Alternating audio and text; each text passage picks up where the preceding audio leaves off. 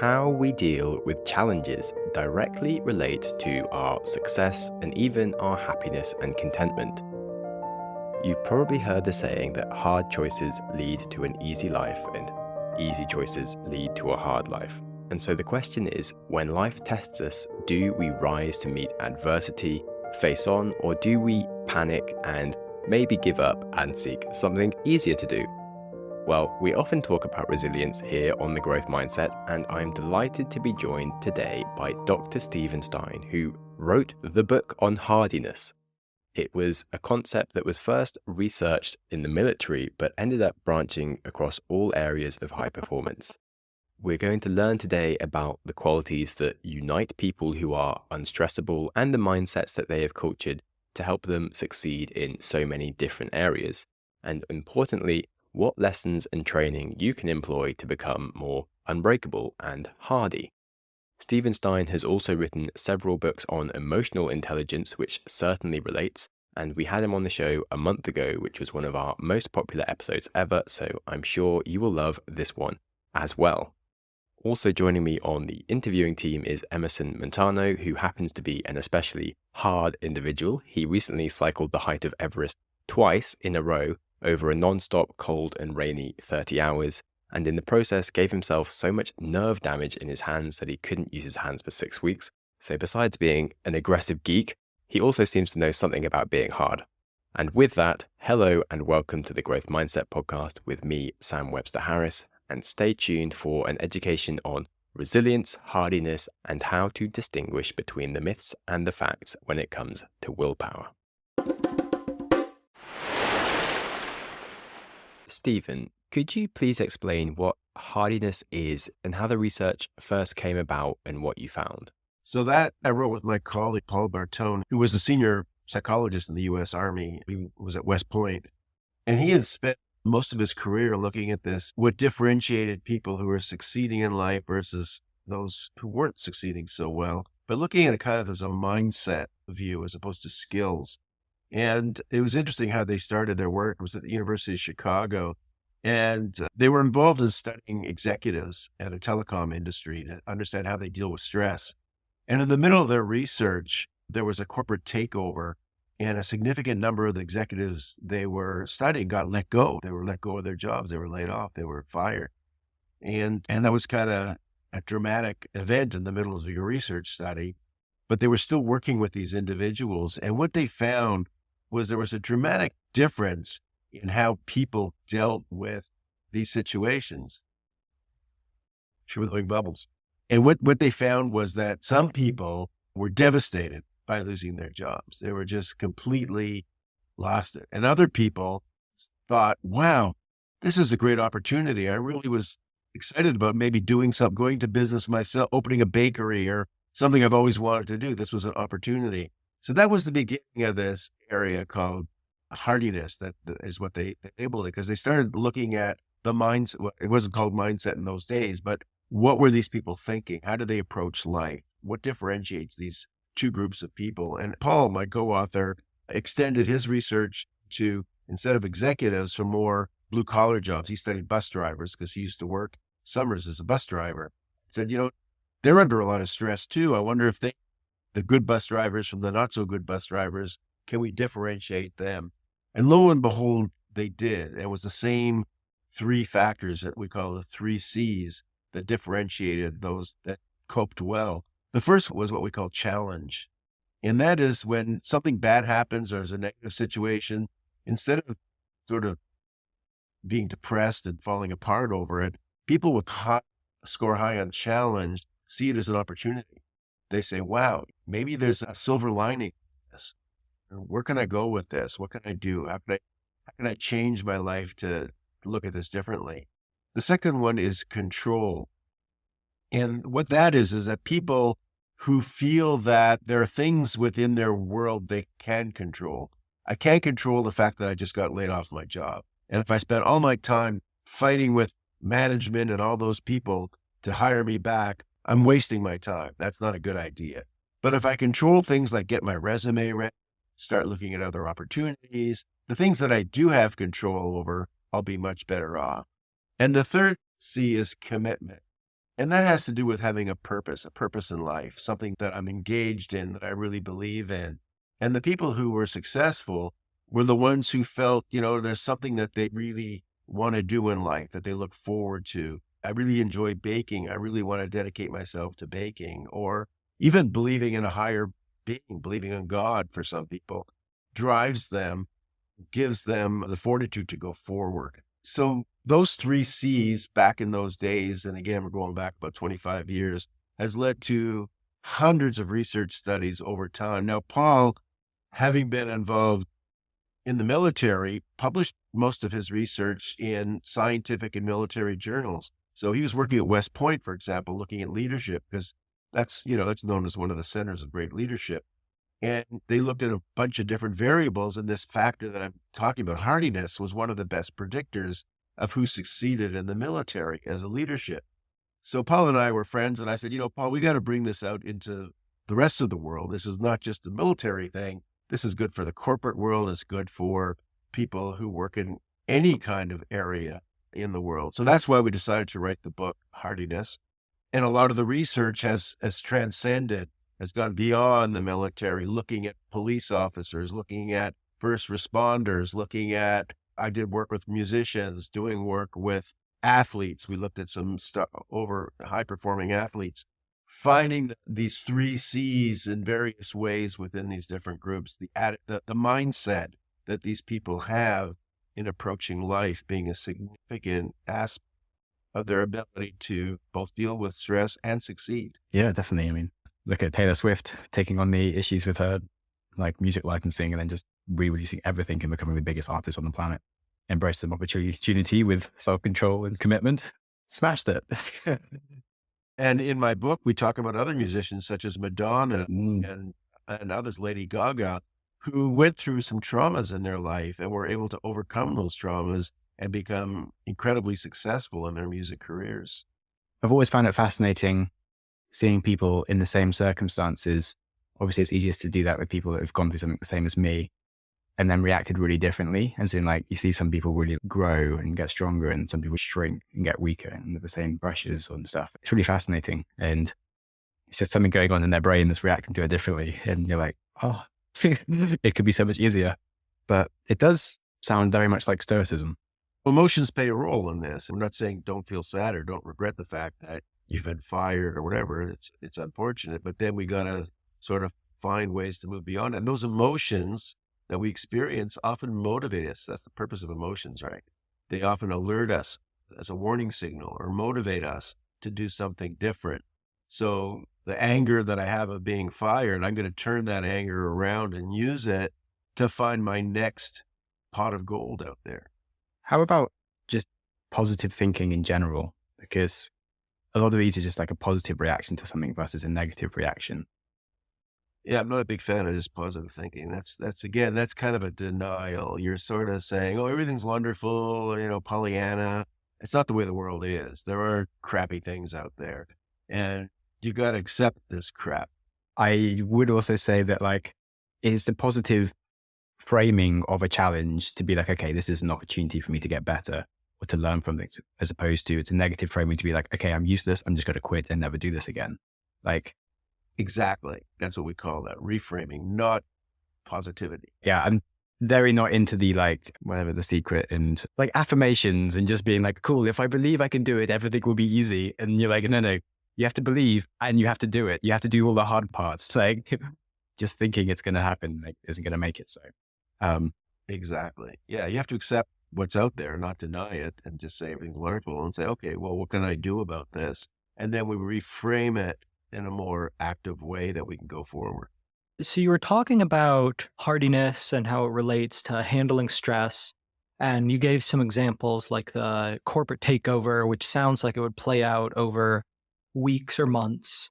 But it sounds like this research was coming out of the Army. People in the Army might face periods of extremely acute stress that might be only a few minutes. Does hardiness play a big role in dealing with very short bouts of acute stress, as well as long-term bouts of more chronic stress? It can definitely, because again, think of it as working out in the gym and building your muscle. So if you're strong in these skills, these 3 Cs, then you can draw on them quickly or when you need them. You've practiced them, you've worked with them. In terms of the chronic, one of the areas that we've write about in the book Hardiness, probably the worst situation you could imagine in the world is being a prisoner of war, right? And we document cases of prisoners of war and how they survive that extreme stress. And these 3 Cs come up as kind of, again, a differentiator of those who seem to survive being a prisoner of war versus those who do crumble under the stress and not make it. So, yeah, it's good for the short term and it's good for the long term. How do you think you would respond to being a prisoner of war? Not very well. I don't like pain. Yeah. Uh, Good to know ourselves. right. Yeah, it's not something I look forward to, but I've always been like, kind of like, I wonder what would happen. Bet it depends on who you're captured by. Yeah, also that. Yeah, that might make a difference for sure. Yeah. I was thrown in prison once for no reason and threatened with being raped. I think I performed quite well during that period. Really? You're Yeah. good on hardiness. Yeah. So would you say that your hardiness, other than response to like major too much levels of stress, has also improved through your research? I would think so. Again, it's a matter of being more aware of these skills, more conscious of them, that I think makes a difference. So when something happens, again, I think, well, how much control do I have over the situation? Is it really worth my while to rage anger at this person when that's not going to make a difference? Or am I going to kind of move in a different direction and try and do something positive? So yeah, it makes me much more confident in terms of commitment too. Like my purpose, things I want to do in terms of my work, spreading the word of our research, our work is a purpose for me. Writing these books, knowledge, education. So those things drive me to a great degree, different things that I'm involved in. In terms of your writing practices, what are your writing habits? I have a pretty hectic work life. I travel a lot and do a lot of different things. So let's say I schedule Thursday from 2 to 5 to do my writing. If I'm not in the mood or things aren't sitting well, that's not a good thing. So it's important to know how to get into the mood and how to make sure that those 2 hours are productive. So I use music. So I know one of the things that I used to get through my Hardiness book was Van Morrison. I would turn on some Van Morrison music and I would start working. And if it wasn't working for me, I'd sort of change it up and I'd put on the band Chicago, and Chicago would give me a bit more energy and motivate me along the way. So I use music a lot in terms of motivating and getting myself, moving myself forward in writing, because I can't afford to waste that time. If I've only got a block of time to write, it's got to be productive. And the only reason it's not productive is I'm not in the right frame of mind, right? I'm thinking about something else or other things happening. So I've got to focus on writing, and the music will guide my focus in the right mood and get me to write what I've got to write and get me through it. And I've written 5 books, so I have a pretty good success rate using that. Because I would say certainly emotional intelligence and hardiness both have an element of control of your emotions to be able to put them to one side to do the important thing. Critical. I mean, that part of my learning working with high performance athletes was they have to do that all the time. And performers, that's their life, right? You've got a tennis match coming up at Wimbledon or somewhere. And if you're not in the mood, you can't say I'm not in the mood. I don't feel like playing today. You've got to put yourself in that mood. So having worked with some of these athletes, we've learned some of these techniques such as visualization, music, in terms of getting them in the mood. Olympic athletes who use music it's not just any music. There's a art and science to which music you use for what kind of a competition or who you're competing against. Again, I've written about some of this, so it's really interesting how a master chess player will use a certain type of music against one type of opponent versus a different type of opponent, where he wants to be more aggressive in one situation than in another. U.S. Olympic swim team swimmers use particular music at a certain RPM rate per minute, depending on the kind of race and what they want to do. They want to go too fast because that'll tire them out. So they have to adapt to the right music at the right pace to the swimming they want to do in that particular race. So there's a whole art and science that we've used with athletes and with performers in terms of being in the right mood to perform, that you have to perform. I've learned to do that when I have to do things like give a presentation or write a book or whatever. And that's emotional intelligence, knowing how to put yourself in the right frame of mind to get done what you have to get done. Yeah, nice. I certainly find it's really helpful in my own writing, and have found it annoying that whenever you enter most like marathon races and things, they don't let you listen to music, and you're like, "Mm, but not fair." Yeah. Then you got to do it in your head. I've trained people in those situations. What are your favorite songs? What's your playlist? Right. And then just learn to do it in your head. I knew someone who said when she was swimming, she would sing a song in her head, a different one every day. Exactly. Yeah. You talked about how emotional intelligence tends to grow over time. What about hardiness? Does that change as you age? That's a really good question. We really haven't found that yet. We haven't found that same kind of change in hardiness, but I think there's sort of more research to do in that area, looking at whether it will change over time. It may be a little bit more resilient. You may be, unless someone really intervenes and teaches you about control, or, something changes your life and suddenly you're committed to something, you find your purpose in life. I don't think it changes as naturally. Are there many clear contributing factors in childhood that change your hardiness? Like, imagine you're being a refugee. I would just expect that you'd be better at being flexible. And there's certainly some studies around like refugees make better businesses. It's interesting. Some people, again, for some people, it increases their hardiness, right? Because they deal with the challenge. They have a purpose in life. They really want to succeed. They want to leave behind where they came from. So it really varies on the person, but there are examples of people who are refugees and strong in hardiness and succeed to a great deal. In our hardiness book, I think we have some examples of that, of people who came from very difficult situations, but were able to turn it around and be very successful. It sounds like the military or police forces would be really interested in increasing someone's ability to deal with stress. Do they have success in trying to do that? Yeah, well, I mentioned the West Point example, where it's a big part of the training there for leadership. Hardiness is a component that's one of the places that was studied and implemented. But there are police forces and others, and again, examples I give in the book where they've implemented ways of trying to both assess for hardiness and train for that mindset, the hardiness mindset. So it doesn't necessarily change as you get older, but with some focus and training, you can actually improve it. Right. By becoming aware of it is the first step. Like, people have read our book and suddenly reframed how they see things in their life. And it gives them a handle on what they can do to make a change. And, like on the control issue, I've been wasting a lot of my life trying to change the world or change these things that I have no control over. Suddenly they start to refocus and look at, well, what do I have control over? What things can I change around me? And it makes a big difference for some people. So that awareness and building those skills. Do you ever have people reach out to you for specific coaching, like for performance coaching and things? Or is it more that you just work with big organizations? And We have very few that I will take on. I mean, I do a lot in the entertainment world and the celebrity world. So much of my individual work is more focused in that area. cool. Guess you can't talk about clients. But of your books, which book are you most proud of writing and why? That's tough. It's like, which of your children do you like? It's hard to say. I mean, I really like the Hardiness book. Really, I like what we did with that book. But my best selling book was my book called The EQ Edge, Emotional Intelligence and Your Success. And that was my first book. And it just keeps selling. It's an international bestseller.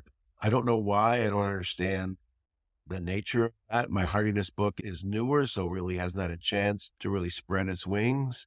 But the EQ Edge, maybe because it was one of the first books in the area of emotional intelligence, but it just seems to have a much bigger fan base out there. Which book was the most challenging to write and why?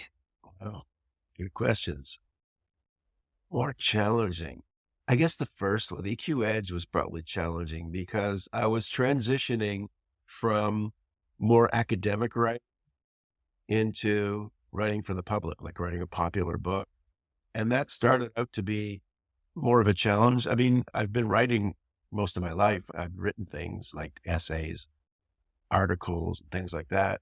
But what happened was I hired a magazine writer to work with us because she wrote for the masses like all the time. I thought, magazine writers must be the best writers out there because they write for the masses. They know how to write it at whatever it is, a grade 6 level, and capture people's interest. And I think that helped us a lot. I learned a lot from her about being more engaging and writing at the level you need to write at to have a popular book. So I guess that one was the most challenging, and it really paid off.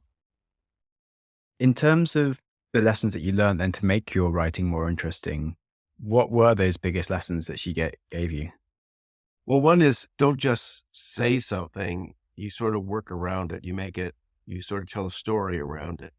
And the whole idea of storytelling. And the other part of it is to try and have an unexpected ending, a surprise ending. So people are engaged by surprise endings. And you don't want to hear the obvious. So we would try and frame things in a way that there was an interesting story behind it, and the ending may not be what you expected it to be. And that's what makes for interesting reading. Okay, I do have some audible questions that I always end on, which just seems like a very convenient segue from you being like, end with something weird. And I'm like, yes, I have weird things to ask you.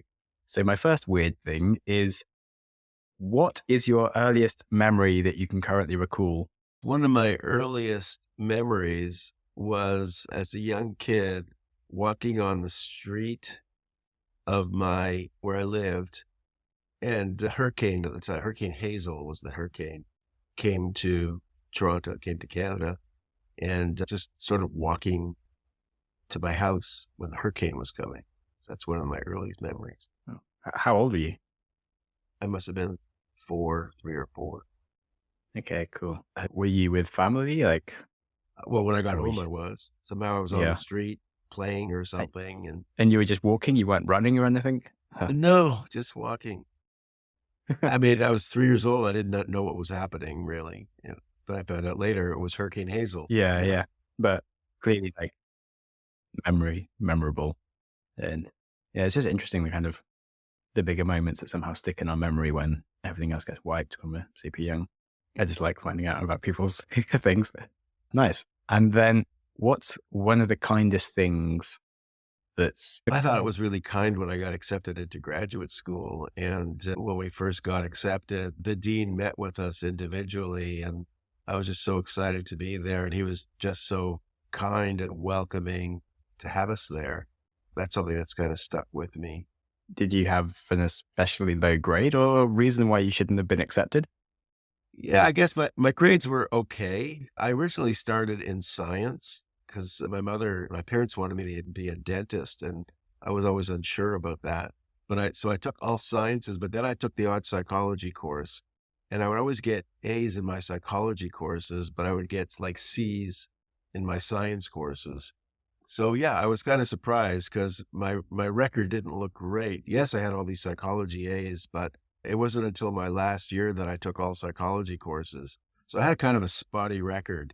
So I guess that's another reason I was really grateful that someone saw something in me in this particular area that I could excel, because I wasn't going to make it in the hard sciences. Yeah, nice lesson. Yeah, and not very actionable for me as a non-university dean to go out and use in the rest of my life, but just generally accepting people who maybe get the chance to perform. It's always a nice one. So thank you for that. Cool. Any weird questions from you, Emerson? Weird questions. Right. When was the last time you got confused? There's a lot of times I get confused. I guess I was confused over when I was taking my flight. I was just recently in New Orleans, and I was a bit confused over my flight, what time and when the flight was. I was with my wife, and I probably would have missed the plane if she didn't straighten me out and say, no, the flight's in the morning. And I thought it was in the afternoon. And I don't know how I got confused about that. And when was the last time you felt like real wonder that you were moved by something? I was really moved the reason I was in New Orleans is that I was at a conference, and it was a conference of a school psychologist. And one of the products that our organization's developed, is a new way of measuring gifted kids, that by not using language. It's all sort of a nonverbal approach to gifted. And the whole idea is that much of what's used, and I speak mostly of America, what's used to select gifted kids and in courses is heavily relied on language skills. And a lot of kids who come from more deprived backgrounds don't have that, because if you come from a wealthy background, your parents talk to you in a certain way and give you books and read to you. So we're missing a lot of gifted kids who come from more difficult backgrounds. So we released this tool that has become enormously successful. And I think what brought me into wonder was one of the school psychologists came up to me and said, we've compared your assessment against the existing one that we've been using, and we picked up 8 kids that wouldn't have been picked up from your assessment, 8 kids that came from difficult backgrounds who scored high on your sort of nonverbal test measuring giftedness that didn't show up. And that sort of made me feel in wonder and really excited that we're able to make that kind of contribution to society. Very cool. All right. Thank you so much for coming on the show and letting us ask lots of questions. Of course. All right. Thank you for the opportunity, and have a good show. Cheers. You're very welcome, sir. Have a nice rest of your day. Thanks so much for Stephen Stein coming on the show. He was such a good talker and all-round nice dude. If you want more of Stephen, well, he has written 5 books. We, of course, spoke in this episode about his book, Hardiness, but he's also written the EQ Edge and Emotional Intelligence for Dummies that are really worth reading on the subject of emotional intelligence and might pique your interest. If you enjoyed the episode, you will also love our other episode with him around mastering your emotional intelligence. If any topic in the episode made you think of a friend who should hear about the science of hardiness, well, share the love and send them the episode, as that is how we grow. If you want to share with the world just how hard you are, well, perhaps share the episode on Instagram or drop a comment or positive review on the show. And of course, any feedback that you have, do feel free to email me at growthmindsetpodcast@gmail.com. And remember that life is too short to be held back by your fears or your inability to knuckle down and just do something when you need to do it. So listen to more Van Morrison. Take it easy and be kind to yourself today and every day. We were born before the wind, also younger than the sun.